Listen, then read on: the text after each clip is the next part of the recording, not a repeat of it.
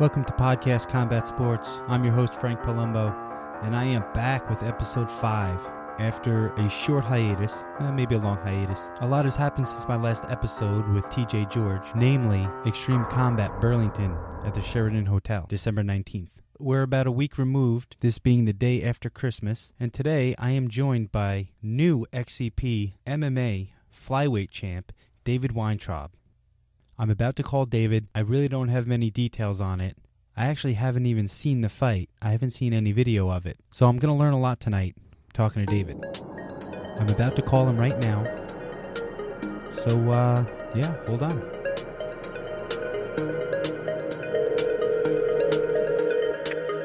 Hello? Hello, is David there?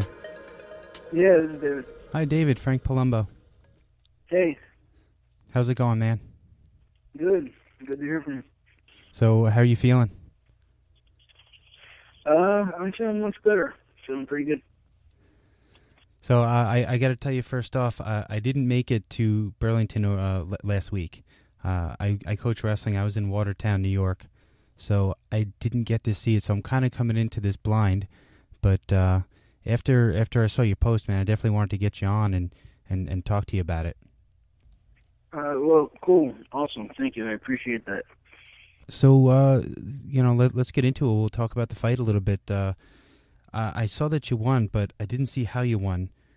Was it decision or was there a finish? I finished it with an armbar in the 4th round. 4th round. Wow, man.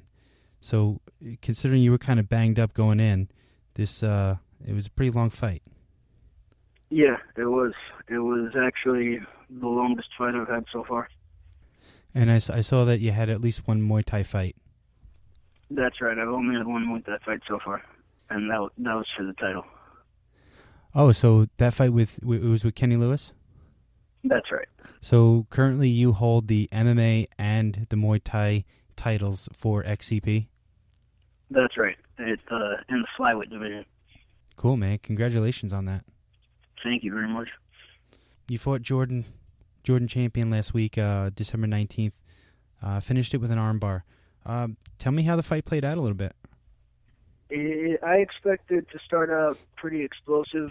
I figured he would be aggressive, and I didn't really know too much about how good he was standing. I only knew that people said he was very good on the ground.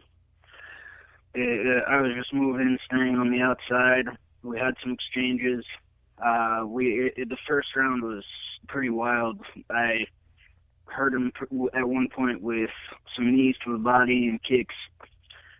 He dropped me with a punch in the first round. I reversed the position, got on top. It was pretty fast paced. And then as the fight went on, I felt like I was starting to take over more. The second round, I caught him with some hard shots and dropped him, or took him down, after I hurt him.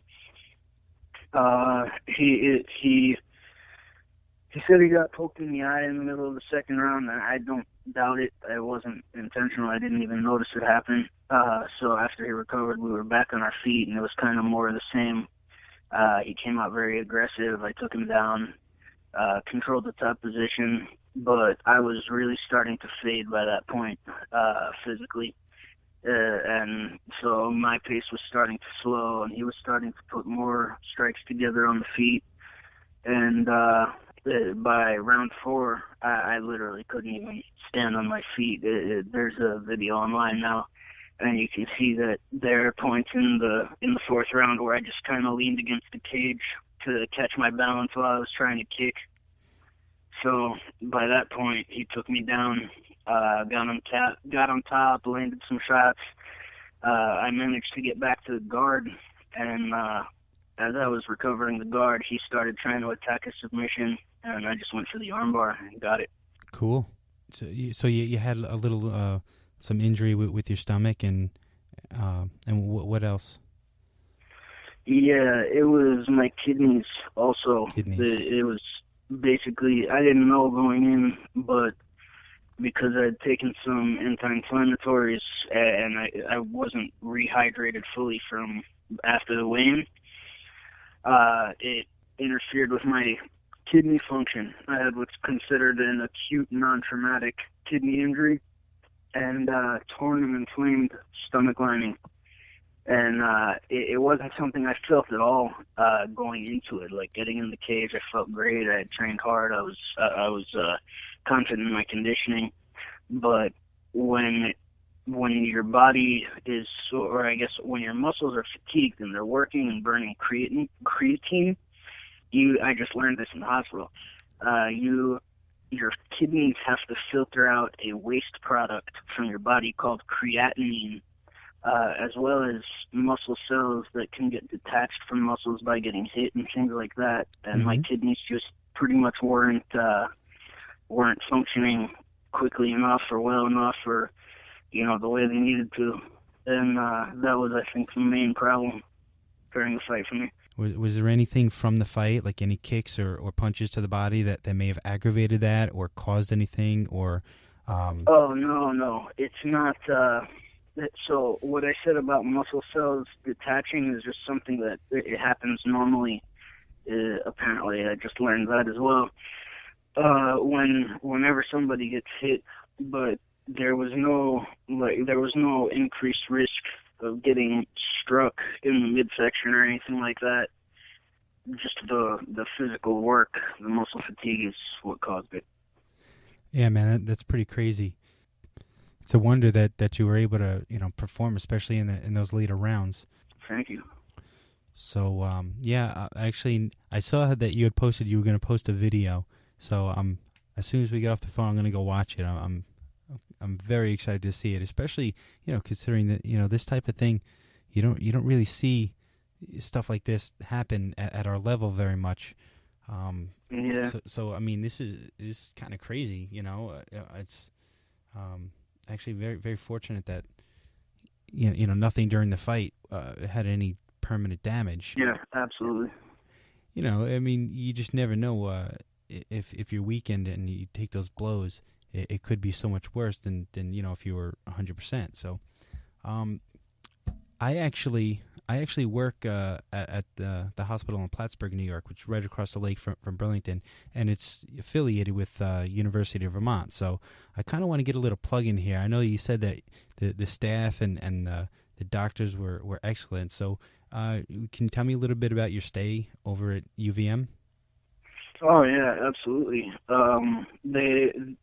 Everyone there was just very, very willing to answer all the questions that I had and give me extra explanations about things when I asked for it. And my doctor's name, if I remember correctly, was Dr. Ferg, and he educated me as much as I asked him to about what I needed to do for myself going forward and all that, and was very straightforward about risks and how to avoid them. So it was great. How was the food there? Actually, it was awesome. They have a lot of really good natural food, organic food, unprocessed. It was cool to see a hospital that really understands the value of nutrition. A lot of places, a lot of practitioners of Western medicine kind of lack that knowledge. That sounds pretty cool, man. I saw you had posted that you had an issue with your stomach. After just kind of being surprised at this type of injury at our amateur level, the next thing I thought about was, well, he's probably cutting weight to get down to 125, and usually after a big fight, especially if you win, you probably want to go out and treat yourself to like a nice steak or an ice cream sundae. So, you have any issue with that? Were you able to eat well?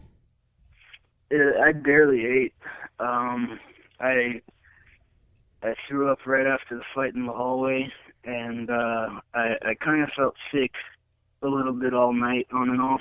I ate in the hotel with some people who were there with me, and I just had some of their food, but not a lot of it, like some sweet potatoes and something else maybe, and nothing else the rest of the night except water. You're down from New York City? Yeah. Where exactly do you live? Like which borough? I live in Manhattan on the Lower East Side. Can you tell me a little bit about your gym and your camp and who you train with and your coaches? Oh yeah, absolutely. So this is actually kind of complex. My camp, this Camp David, my training is basically split between 3 schools that I run around between all day. And my teacher, his name is Ron Mizrahi, and he's a grandmaster in Krav Maga, and he's been my teacher since I was 16 years old. He's pretty much like my head coach, although I kind of consider myself also to be one of my head coaches. And the vast majority of my training takes place in his school because I have the keys. I have access all the time. I bring people to work with me. And so Camp David, it's not just me, there are a few fighters there working with me as well, is inside of his Krav Maga school, which generally just operates as a school where we teach Krav Maga classes. That's actually what I do for a living. Then there's, I train Brazilian Jiu-Jitsu not too far from my school, my teacher's school. I train Brazilian Jiu-Jitsu with Vitor Shaolin Ribeiro. And I also practice Tai Chi at a very, I guess you could consider it a very, very traditional school that's also very much in the same neighborhood. So I kind of go between those 3 places all the time, and that's my training. I've got a wrestling coach who works with me, or he is my wrestling coach. He's not a wrestling coach.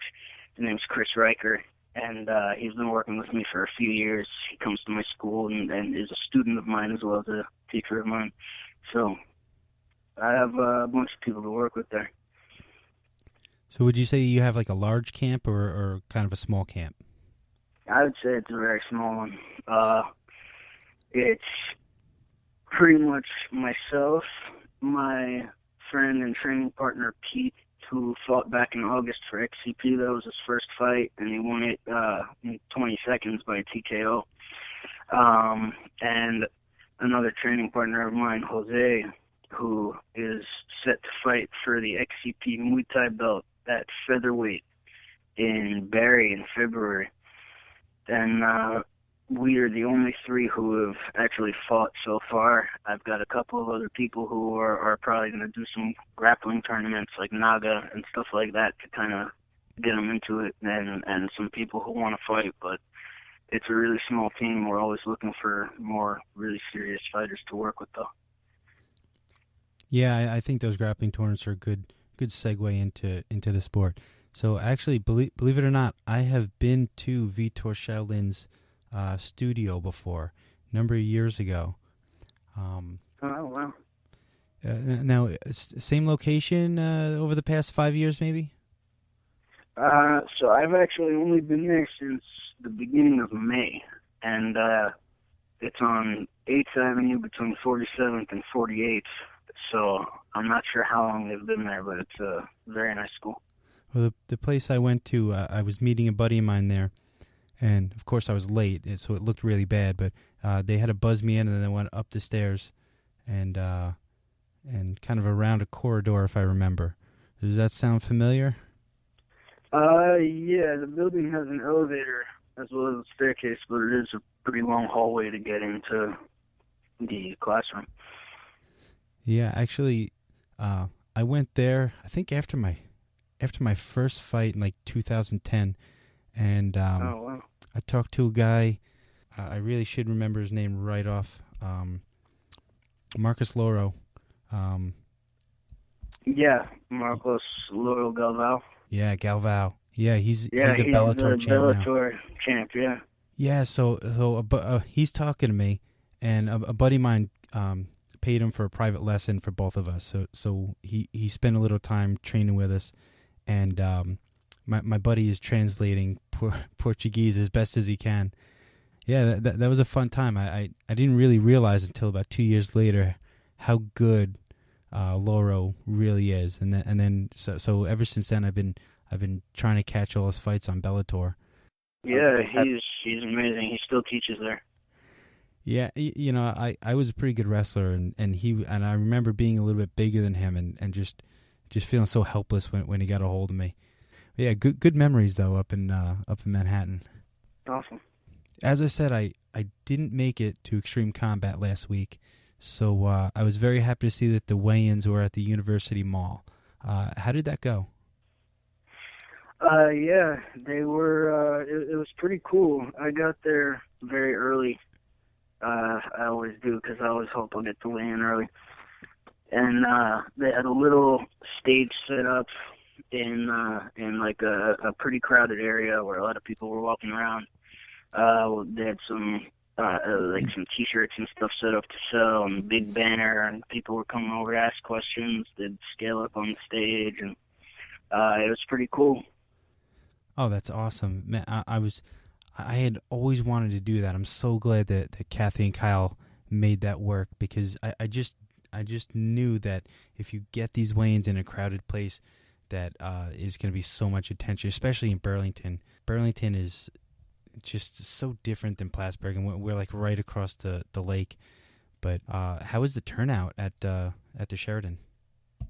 Yeah, it's actually funny because while we were sitting there at the weigh-in, it was at least minimum 4 people came up to Kyle and asked if they could sign up for the fights or how to sign up as opposed to where they could watch them. But it seemed like a really good turnout there. I didn't see a whole lot of empty seats at all. It was loud, a lot of energy there. So, how many fights took place? Approximately, I don't know. You probably usually when I fought or when my guys fight, I don't get to watch any fights except for theirs. But were you able to get out and watch any other fights? Oh yeah, I watched. I may have watched every single fight on that card. Actually, yeah. The 2 after mine, I didn't see too well, but I tried to watch them. They were all really good. It was an action-packed night. There were a few Muay Thai fights. There were wars. There were a lot of fights going into later rounds. It was a very cool card overall. A lot of very good matchups. Oh, I hope I get some more videos posted. I want to watch all of these. Yeah. How about the pro fight? I talked to Chris Johnson a little bit. I was supposed to have him on, and I kind of I gotta apologize to Chris Johnson. I kind of flaked out on him. I am gonna try and get Chris Johnson on the show, but as the fight got closer and closer and things were coming up, I didn't want to bother him too close to his weight cut and that final prep. So, apology out to Chris Johnson. I did flake out. I was supposed to call him and didn't do it, but I did see a little bit of a video of his fight. How cool was that? Oh, it was an awesome fight. It was a real war. They went back and forth, especially on the ground. I don't know him personally. Chris Johnson got caught in a deep armbar at one point in that fight and just had no quitting him, gutted it out, and I don't remember if he worked his way out or if the round ended, but it was very impressive on both ends of the fight. Yeah, I did see a little video highlight, and yeah, he got put in that armbar, and yeah, I think the round did end, but yeah, that was cool. I really want to talk to him on that one. About your recovery, how long do they say? They said it could be between 1 and 4 weeks for my stomach, and they say for the kidneys that probably about 2 weeks, but the nice thing is there I can actually get it checked with a blood test, and I'm going to on Tuesday. So it's not really, in terms of recovery, it's not too bad. I just have to rest and wait it out. Yeah, that doesn't seem too bad. Hopefully, I don't think we've spoken before, but you seem like a pretty intelligent martial artist, so hopefully your recovery goes well and you get back to training, and maybe a little well-deserved time off as well. Thank you. I appreciate that. I was actually not hoping to take time off. I was hoping to stay active this year, especially grappling. And I have a few fights, and by like the second half of the year, I'm looking to have a professional fight. So it's right now my plan is still the same. I'm just not 100% sure yet exactly what my immediate schedule is going to be. You live down in New York City, so I kind of got to ask, what is the draw to come up into Vermont and fight, as opposed to going to like New Jersey or any other amateur shows that might be a little closer to you, or even in Pennsylvania? Yeah, that's a great question. So the real answer is the rules. Obviously in New York, there's really nothing yet as far as that goes, because professional MMA is still banned. But in New Jersey and Pennsylvania and the states nearby, the amateur rules don't allow kicks or knees to the head. They don't allow any strikes to the face on the ground. And there are some other restrictions as well. And pretty much it kind of just, in my opinion, turned it into a different sport, a different skill set. And I had my first fight, actually, my first amateur fight down in Pennsylvania under those rules. And I had my second fight up in Burlington with Cassie. And that was back when... Sorry? Over at the Memorial Auditorium? Yeah, that's right. RLE1, Bad Blood. And that was actually when they were still letting us throw elbows, too. And I feel much more comfortable when I have less restrictions, and it just feels more genuine as well. That's the sport I want to compete in. That's the sport that I want my amateur career to prepare me for. So it's my preference. And I mean, that's initially the way I felt, but to be honest, it's really excellent working with Cassie and Kyle. I've been working with them for my last 10 MMA fights and a Muay Thai fight and a grappling match with them. And they've always treated me well, even when I was, 19, coming up for the first time to work with them. They give so many people opportunities. The organization is run so well. I just really like it there, so I keep coming back. Yeah, man, agreed. Absolutely. With that said, we're actually trying to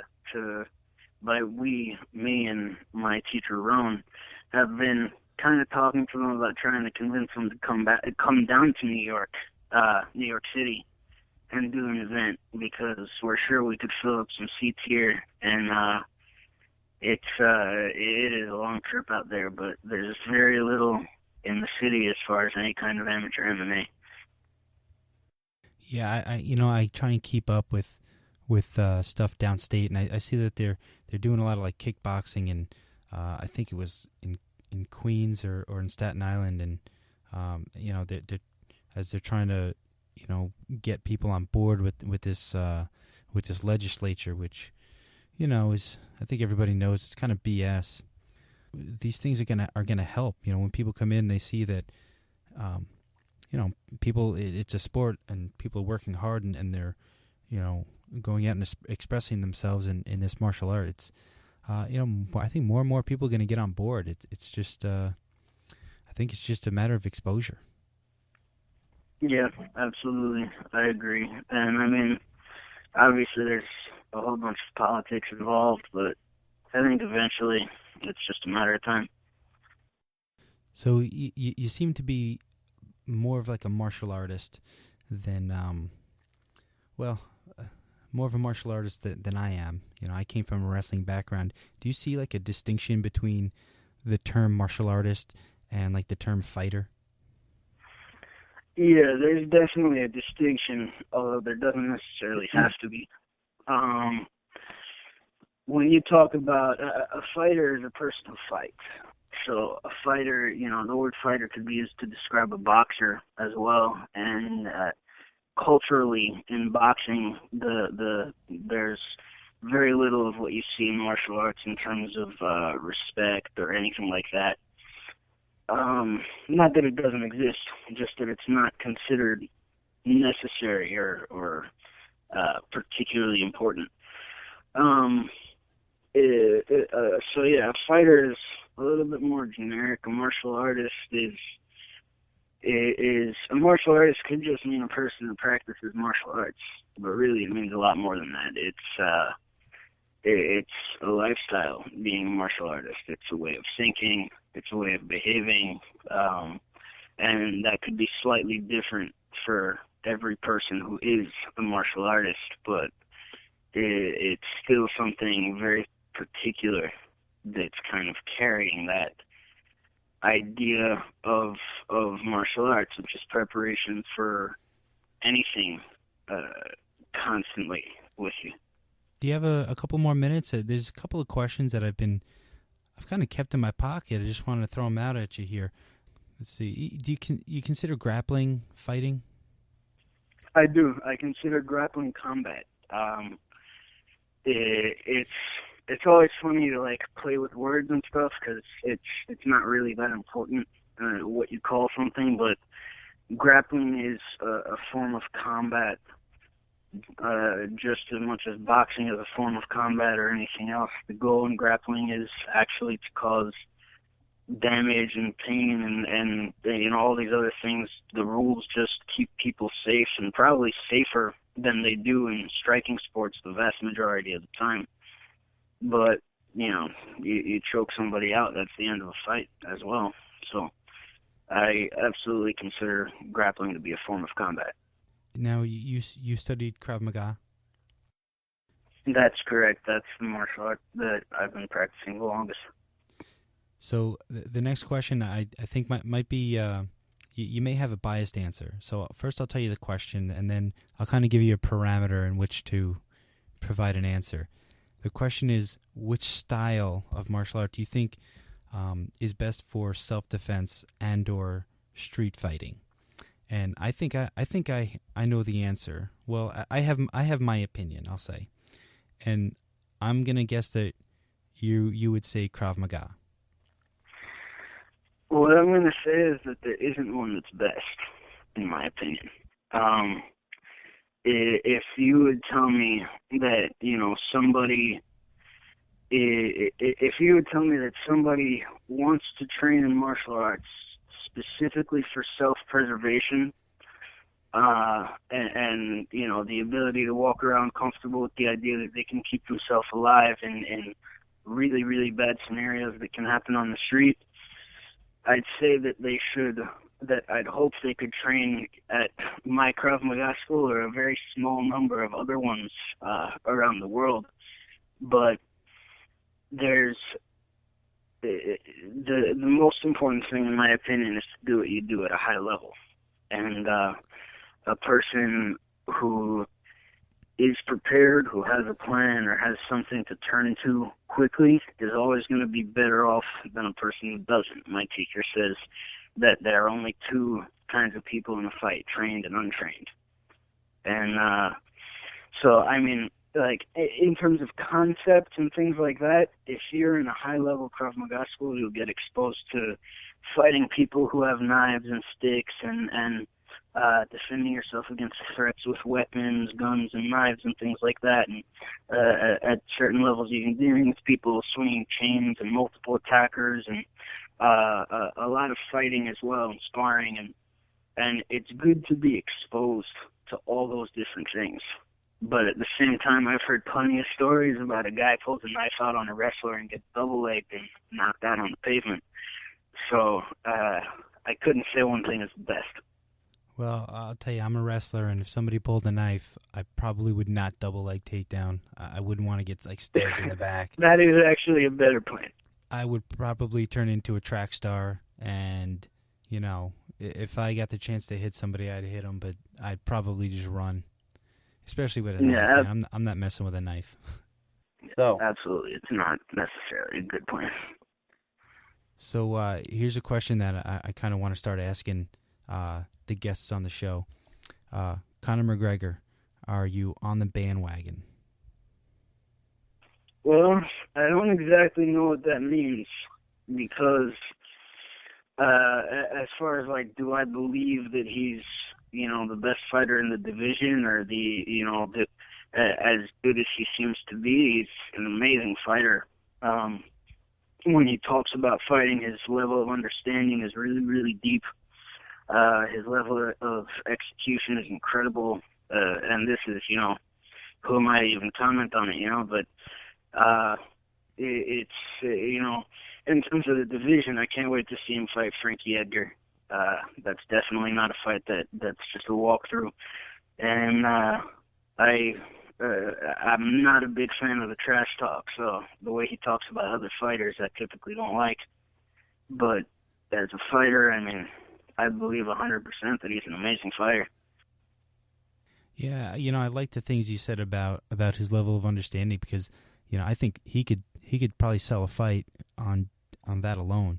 I think all the trash talk and the personality, and I think that's just to draw in more eyes. But the more he talks about, the more post-fight speeches he makes, the more I like him. But everything else I could take or leave. But yeah, I agree with that. Well, that's about it, man. There anything else? Anything else you want to get out there? Off the top of my head, not really. There are a lot of people who I could say thank you to right now, but and they know who they are. So, thank you. How about social media? Do you have like Facebook, Twitter?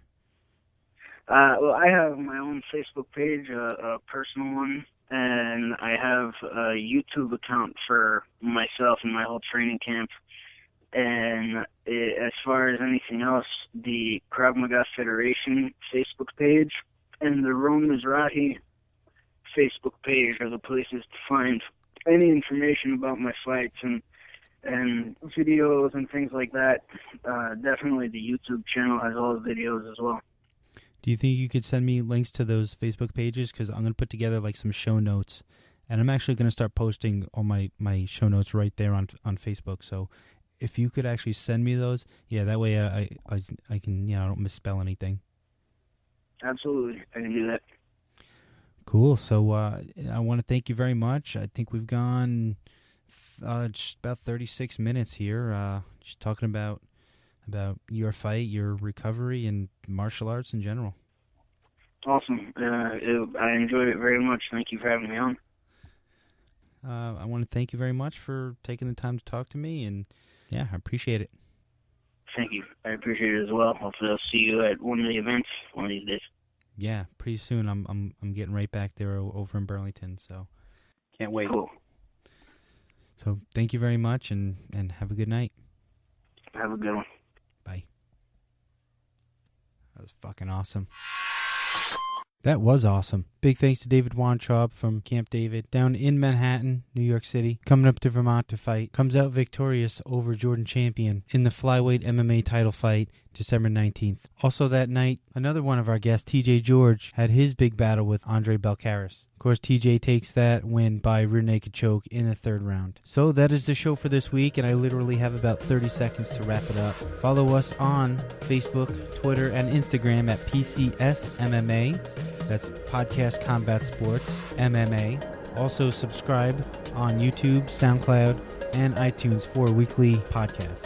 Rate us and review us on iTunes. Also, happy birthday, Trevor. So, for 2015, ciao, Lidatorio.